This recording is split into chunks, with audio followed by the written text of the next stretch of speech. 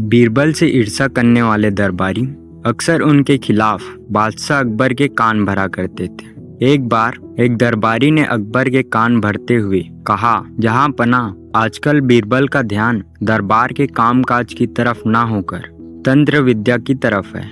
वह कहता है कि तंत्र मंत्र से वो कुछ भी कर सकता है। अकबर के दिमाग में यह बात बैठ गई। अपनी अंगूठी छुपाकर रखने के लिए दी और कहा, आज बीरबल के तंत्र मंत्र की परीक्षा लेते हैं। जब बीरबल दरबार में आया तो अकबर ने कहा, क्यों बीरबल, सुना है आजकल तुम तंत्र मंत्र पारंगत हो गए हो और तंत्र द्वारा कुछ भी कर सकते हो। बीरबल चौंक पड़ा, फिर समझ गया कि किसी दरबारी ने अकबर के कान भरे हैं।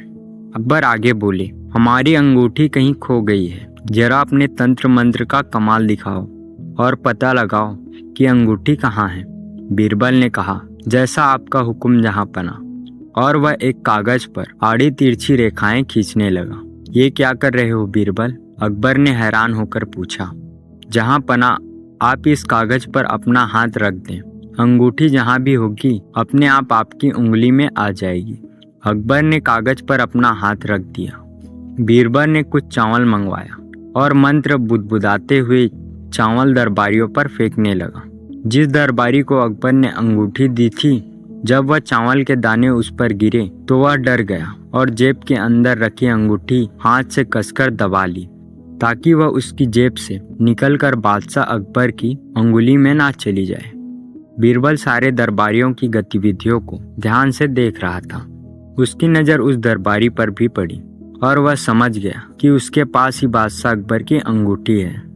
उसने अकबर से कहा, जहाँ पना, आपकी अंगूठी तो मिल गई है, बस किसी ने उसे कसकर जकड़ रखा है, इसलिए आपकी उंगली में अंगूठी नहीं आ पाएगी।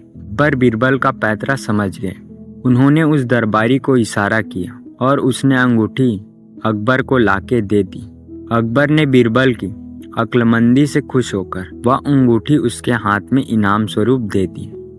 दोस्तों, आशा है आपको यह अकबर बीरबल की कहानी अच्छी लगी होगी।